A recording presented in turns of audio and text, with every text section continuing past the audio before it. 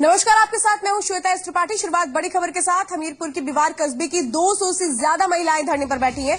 ये महिलाएं पुलिस की कार्रवाई का विरोध कर रही हैं। महिलाओं का कहना है कि जब तक पुलिस केस वापस नहीं लेती तब तक ये धरना जारी रहेगा। आपको बता दें कि पुलिस बिवार कांड में 34 नामजद लोगों पर और 900 अज्ञात लोगों के खिलाफ केस तो दर्ज चुकी है, लेकिन अभी तक जो मांग है वो ये की जा रही है कि केस वापस लिया जाए। इसी बात को लेकर धरने पर बैठी हैं 200 से ज्यादा महिलाएं। पुलिस की कार्रवाई का विरोध किया जा रहा है। महिलाओं का कहना है कि जब तक पुलिस केस वापस नहीं लेती तब तक धरना जारी रहेगा। इस पूरे मामले में 34 नामजद लोग हैं, जबकि 900 अज्ञात लोगों के खिलाफ केस दर्ज किया गया है। और अब इन महिलाओं की ये मांग है कि जिन लोगों पर भी केस दर्ज किया गया है ये सारे केस वापस लिए जाएं। और अपनी इन्हीं मांगों को लेकर इन महिलाओं ने धरना शुरू कर दिया है। महिलाओं की संख्या 200 से ज्यादा बताई जा रही है जो धरने पर बैठी हैं। हमीरपुर के बिवार कस्बे की ये पूरी घटना है जहां पर 200 से ज्यादा महिलाएं धरने पर बैठी हैं और ये साफ तौर पे अपनी नाराजगी जता रही है। जिस तरह से पुलिस ने इस मामले में 34 नामजद लोगों के खिलाफ केस दर्ज किया है, तो 900 अज्ञात लोगों के खिलाफ भी केस दर्ज किया गया है। और अब ऐसे में कहीं ना कहीं जरूर सवाल खड़े हो रहे हैं जो पुलिस की कार्रवाई है उसको लेकर, और जिस तरह से धरने पर बैठी हैं ये महिलाएं। और अब ये कहा जा रहा है कि जो केस दर्ज किए गए हैं वो वापस लिए जाएं। अपनी इन्हीं मांगों को लेकर ये महिलाएं धरने पर बैठी हैं। रविंद्र है जी मेरा संवाददाता हमारे साथ। रविंद्र, ये बताइए कि इन महिलाओं को समझाने की कोई कोशिश की जा रही है, क्योंकि बहुत बड़ी संख्या है इनकी और ये कहा जा रहा है केस वापस लीजिए, लेकिन जिन लोगों पर केस दर्ज है उनकी भी लिस्ट बड़ी लंबी है।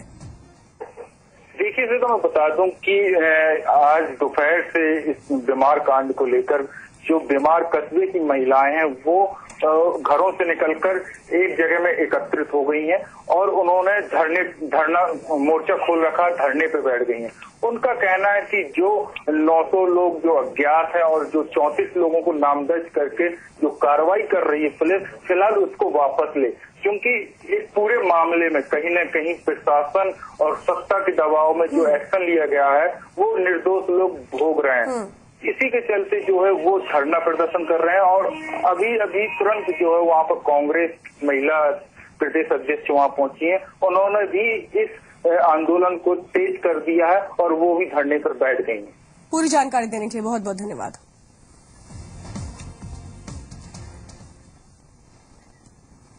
तो इधर हमीरपुर मामले पर बीजेपी प्रदेश अध्यक्ष लक्ष्मीकांत वाजपेयी ने राज्य सरकार पर कई आरोप लगाए हैं। लक्ष्मीकांत वाजपेयी की माने तो लड़की से छेड़छाड़ करने वाले दोनों आरोपी एसपी जिला अध्यक्ष के रिश्तेदार हैं और गांव में उसका विरोध कोई नहीं करता। इसके साथ ही यूपी बीजेपी के अध्यक्ष ने पुलिस की कार्यशैली पर सवाल उठाए हैं। वाजपेयी के मुताबिक छेड़छाड़ से परेशान लड़की जब अपने परिजनों के साथ थाने में केस दर्ज कराने पहुंची तो वहां भी इन दोनों आरोपियों ने लड़की से छेड़छाड़ की थी, जिसके बाद लड़की ने खुद को आग लगा ली। वाजपेयी की माने तो लड़की की मौत के बाद जब लोगों ने हंगामा शुरू किया तो पुलिस ने लोगों पर जमकर लाठियां बरसाई। वाजपेयी ने कहा कि बिवार में हुए बवाल के मामले में युवक को सिर में गोली मारी गई थी, जबकि गोली पैर में मारनी चाहिए थी।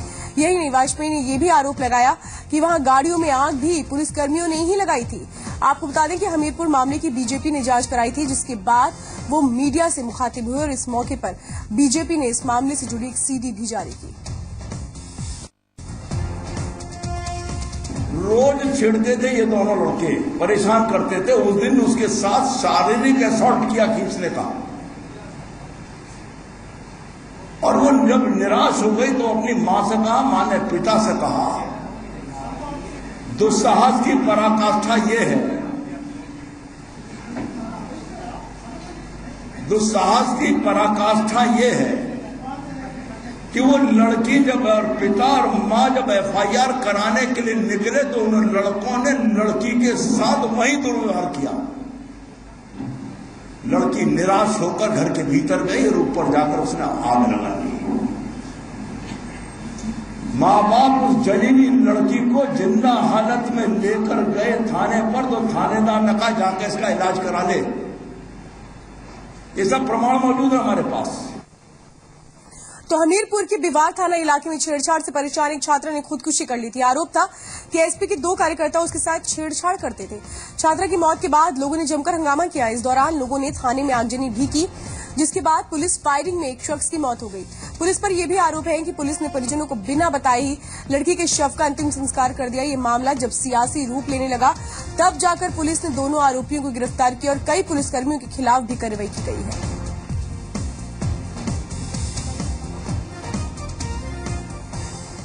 और खबर बदायूं से, जहां पर एसपी नेता और नगर पालिका के चेयरमैन पर मां बेटे को बेरहमी से पीटने और जान से मारने की धमकी देने का आरोप लगाया। दरअसल सहसवान तहसील क्षेत्र में रहने वाले अनवर अली पर आरोप है कि वो अपने बेटे के साथ दुकान पर बैठे हुए थे और तभी सहसवान पालिका चेयरमैन नूरुद्दीन अपने साथियों के साथ दुकान पर आ पहुंचा और दोनों की जमकर पिटाई कर दी। चेयरमैन पर लूटपाट का भी आरोप लगा है। आरोप है कि पुलिस के आला अधिकारियों से गुहार लगाने के बाद उन्हें जिला अस्पताल में भर्ती करवाया गया, जहां पालिका चेयरमैन ने परिवार को जान से मारने की धमकी दी। पीड़ित परिवार की माने तो चेयरमैन उसकी जमीन पर जबरन कब्जा करना चाहता है। फिलहाल पुलिस मामले की जांच में जुटी है। समाजवादी का नेता है, चेयरमैन है और ये जो है जबरदस्ती मुझसे बैनामा कराना चाहता था और मैंने बैनामा को मना करा, तो इसने आज जो है मेरे बेटे को और मुझे और मेरी बंदूक रखी थी, अपनी दुकान पर बैठा था खाद वाली पे मवेशी अस्पताल के पास, तो और मेरे भतीजा 3 जने थे, तो आया और आने के बाद इसने मुझे मारा पीटा, मेरी बंदूक ले गए, मेरी बंदूक तोड़ के थाने में जमा कर दी। थाने में मैं गया, मेरी एफआईआर कुछ ना हुई, कप्तान साहब के गया, कप्तान साहब के यहाँ से सिविल लाइन से जो है लोगों ने मेरी डॉक्टरी मारने के लिए भेजा। जब यहाँ डॉक्टरी मारने के साथ सिपाही के साथ आया तो पूरे बदमाश सब लेके यहाँ पर आ गया। के दौरान मारपीट और इनके द्वारा लाइसेंसी हथियार का प्रयोग किया। इस संबंध में दोनों पक्षों के लोगों की चोट आई, दोनों का मेडिकल करा के क्रॉस केस कायम किया गया और एक व्यक्ति को लाइसेंसी अस्त्र के साथ मौके से गिरफ्तार किया। में जल निगम के अधिकारी और विधायक आमने सामने आ गए। मामला पानी की सप्लाई का है। सीसामऊ विधानसभा के एसपी विधायक इरफान सोलंकी का आरोप है कि जल निगम के अधिकारियों की लापरवाही की वजह से उनके विधानसभा क्षेत्र में 2 सालों से पानी की सप्लाई नहीं हो पा रही है। इरफान सोलंकी के मुताबिक मुख्यमंत्री अखिलेश यादव ने उनके विधानसभा क्षेत्र में 6 नलकूप और 4 पानी की टंकियों को बनवाने के लिए 2 साल पहले 1 करोड़ 80 लाख रुपए की रकम दी थी, लेकिन इसके बावजूद जल निगम ने आज तक कोई भी काम पूरा नहीं किया। इसके साथ ही इरफान सोलंकी का यह भी आरोप है कि अधिकारी इस मामले को लेकर लगातार टाल मटोल कर रहे हैं। हालांकि अधिकारी इरफान सोलंकी के इन आरोपों से इनकार कर रहे हैं। उनका कहना है कि काम जल्द ही पूरा कर लिया जाएगा। में तरह तरह के प्रॉब्लम्स आए हैं, बट आज हम लोग इसीलिए बैठ के इसको जल्दी कैसे कर सके और इसको एक गुणवत्ता पूर्वक करें, जल्दी ही नहीं और अच्छे तरह से करें। और क्योंकि ये पानी बोरवेल बनाने का भी, क्योंकि ये बहुत बड़े बड़े टैंक्स है, 1800 केएल का 1200 केएल का टैंक्स है, इसमें बनने में भी 1.5 साल का टाइम रहता है। तो इस वजह से इसको मतलब थोड़ा सा इसमें वो हुआ है प्रॉब्लम्स, जो लगभग जिसमें से 2 बन के तैयार हो चुके हैं और 2 का नलकूप बन चुका, 3 का। वो जल निगम के अधिकारी इतने लापरवाह हैं कि रमजान से पहले मेरी उनसे बात हुई। आज रमजान खत्म हुए 4 दिन हो गए, रमजान से पहले मेरी उनसे बात हुई। उन्होंने कहा विधायक जी हम इनको चालू करें। पूरा रमजान बीत गया। कल हमने केडीबीसी को ले जाके निरीक्षण भी किया। 2 घंटे हम लोग हमारे क्षेत्र में घूमते रहे। इतने लापरवाह अधिकारी हैं कि सुनने को तैयार नहीं। ये केडीएस संस्तुति हुई, मुख्यमंत्री कोटे से आए, इरफान सोलंकी बनवा रहे हैं विधायक। इरफान सोलंकी, ये 2 साल से बन रही है। हाँ, ये कितनी जरूरत थी इस टंकी की इस इलाके के लिए? इसके लिए इलाके के लिए काफी जरूरत थी। पानी की बड़ी दिक्कत है, मकबरे के अंदर पानी नहीं आता। हमारे इसको संस्तुति दी गई, हमारे काफी दिनों से दिक्कत पड़ रही पानी की। लेकिन 2 सालों से काम चल रहा, अभी तक काम नहीं हो पाया। अभी काम तो पूरा नहीं हो पाया। और इधर फर्रुखाबाद में मीरापुर थाने में युवकों की पिटाई के मामले में जीत संगम की खबर का असर हुआ है। एसपी ने 4 पुलिसकर्मियों को लाइन हाजिर किया है। इसमें मीरापुर के एसओ सालिग्राम वर्मा, दारोगा राम स्नेही और 2 अन्य कांस्टेबल शामिल हैं। दरअसल कल पुलिस ने 3 लड़कों को लैपटॉप चोरी के आरोप में पकड़ा था। इसके बाद लॉकअप में उन्हें बेल्ट से पीटा गया।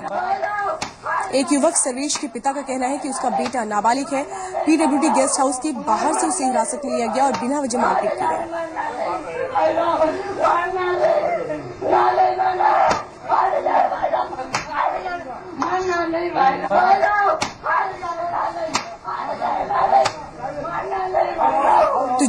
बेरहमी से पिटाई की गई है। कहीं ना कहीं पुलिस की कार्यशैली पर जरूरी सवाल खड़ा हो रहा है।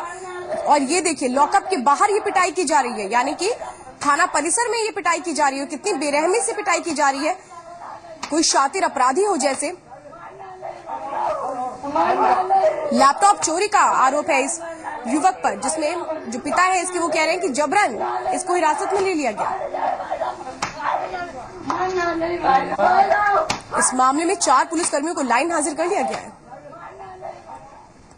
पंजाब के गुरदासपुर में हुए आतंकी हमले के बाद आईबी ने कांवड़ यात्रा को लेकर अलर्ट जारी कर दिया। आईबी के मुताबिक कांवड़ यात्रा को आतंकी निशाना बना सकते हैं और इसी के अलर्ट के मद्देनजर गाजियाबाद पुलिस ने सुरक्षा के कड़े इंतजाम किए हैं। गाजियाबाद में पुलिस ने सभी कांवड़ मार्गों पर वॉच टावर लगाने का फैसला किया है। कांवड़ यात्रा पर कड़ी नजर रखने के लिए पुलिस ने जवानों को दूरबीन से लैस किया जाएगा। साथ ही किसी भी हालत से निपटने के लिए आंसू गैस के गोले, बम निरोधक उपकरण पुलिस के जवानों को दिए जाएंगे। गाजियाबाद के एसपी सिटी ने इस बात की जानकारी दी। हाल ही में जनपद मेरठ में एडीजीएलओ उत्तर प्रदेश के अध्यक्षता में एक मीटिंग हुई थी, जिसमें हरिद्वार की एसएसपी और वहां के गढ़वाल के आईजी साहब भी आए थे। साथ ही साथ में दिल्ली, पानीपत, हरियाणा और बहुत जनपदों के अन्य जहां पे कांवड़ जहां से आते हैं लोग लेने के लिए, उनकी भी एक मीटिंग हुई थी। और जिस बात पर जोर दिया गया वो ये था कि इस प्रकार के तत्वों को चिन्हित करने के लिए जो भी इंटेलिजेंस यूनिट्स हैं हर अपने जनपद की, उनको एक्टिव कर दिया जाए।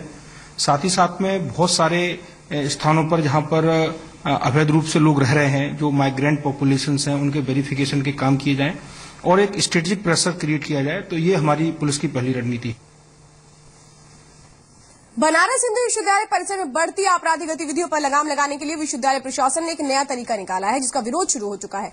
दरअसल बीएचयू ने छात्रों के लिए फरमान जारी कर दिया है कि कोई भी छात्र या छात्रा विश्वविद्यालय परिसर में मुंह ढककर नहीं चल सकता।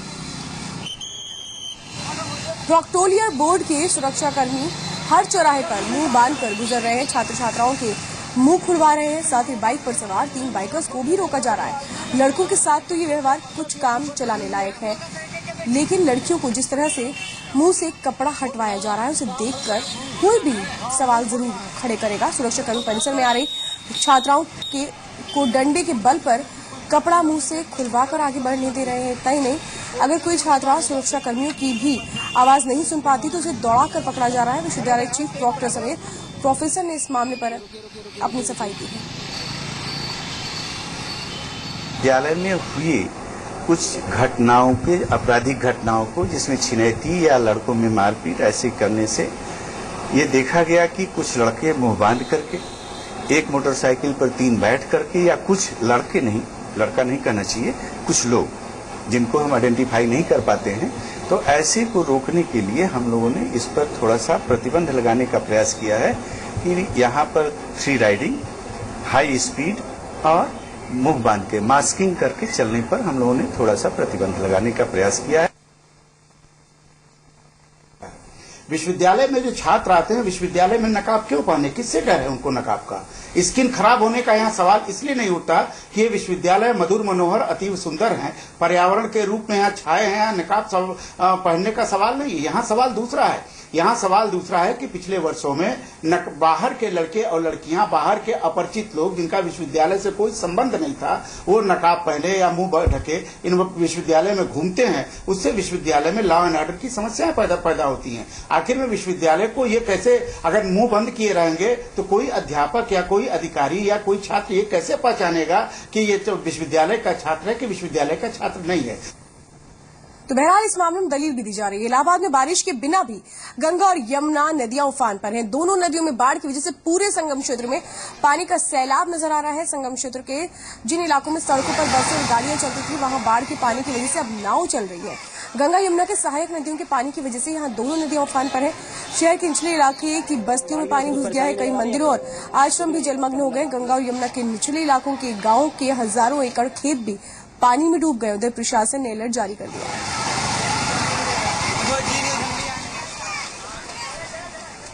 और एक बड़ी खबर आ रही है, यूपी सरकार ने एक बड़ा फैसला किया। यूपी टेक्निकल यूनिवर्सिटी का नाम अब APJ Abdul Kalam technical university होगा। विवेक तिवारी, जी मीडिया संवाददाता हमारे साथ हैं।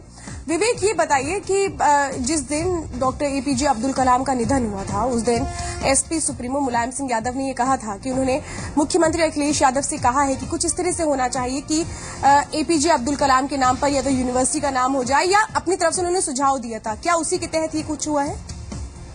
जी हाँ, जिस तरह से मुलायम सिंह यादव ने बातें कही थी कि डॉक्टर कलाम के नाम पर उत्तर प्रदेश में कुछ बड़ा किया जाएगा, उसी संदर्भ में फैसला लेते हुए उत्तर प्रदेश सरकार ने यह तय किया है कि यूपी टेक्निकल यूनिवर्सिटी का नाम अब से डॉक्टर कलाम के नाम पर होगा।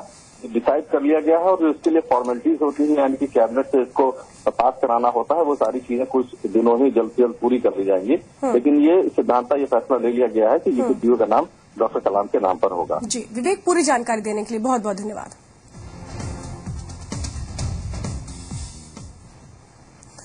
संगम नगरी इलाहाबाद में यूपी के कैबिनेट मंत्री शिवपाल यादव ने आज अपने गुरुओं के सम्मान में उनके आश्रम और संतों पर हेलीकॉप्टर से फूल बरसाकर अपना गुरु प्रेम दर्शाया।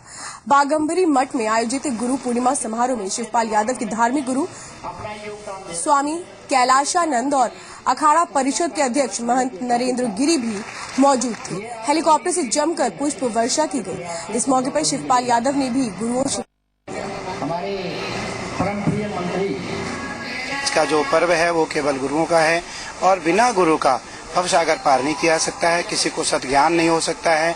वास्तविक जीवन जीने की जो कला है और मानवता की जो कला है वो गुरु से ही प्राप्त होती है। तो आज वह अवसर बहुत अनोखा था और एक दुर्लभ था जो हम सबों को प्राप्त हुआ और हमने उस प्रकार से इस अवसर का दिव्य आनंद लिया। देश भर में आज गुरु पूर्णिमा मनाई जा रही है। गुरु पूर्णिमा के मौके पर जहां गुरुओं को याद किया जा रहा है, वहीं पवित्र नदियों में आस्था की डुबकी भी लगी। काशी से लेकर अयोध्या तक और फर्रुखाबाद से लेकर उज्जैन तक हर तरफ गुरु पूर्णिमा की धूम नजर आई।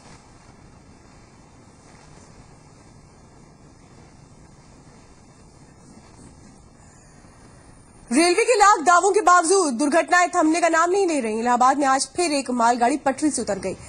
नैनी इलाके में सीमेंट से भरी मालगाड़ी का एक डिब्बा पटरी से उतर गया। मालगाड़ी के पटरी से उतरते ही जोरदार आवाज के साथ डिब्बा क्षतिग्रस्त हो गया। यह हादसा उस वक्त हुआ जब नई रेलवे लाइन पर ट्रायल के लिए सीमेंट से भरी मालगाड़ी निकाली जा रही थी। खबर लगते ही रेलवे के कई अधिकारी मौके पर पहुंचे।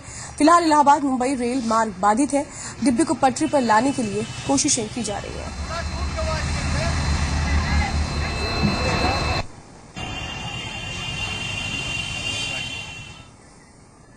आमतौर पर घर में बच्चों की किलकारियां गूंजने से परिजनों को खुशी मिलती है, लेकिन मिर्जापुर में एक परिवार बच्ची के जन्म से बेहद परेशान है क्योंकि उसकी नवजात बच्ची जन्म के समय से ही हाइड्रोकेफेलस बीमारी से पीड़ित है और इस रोग के चलते जन्म के समय से ही बच्ची का वजन 7 किलो है, जबकि उसका सिर्फ 5 किलो का है।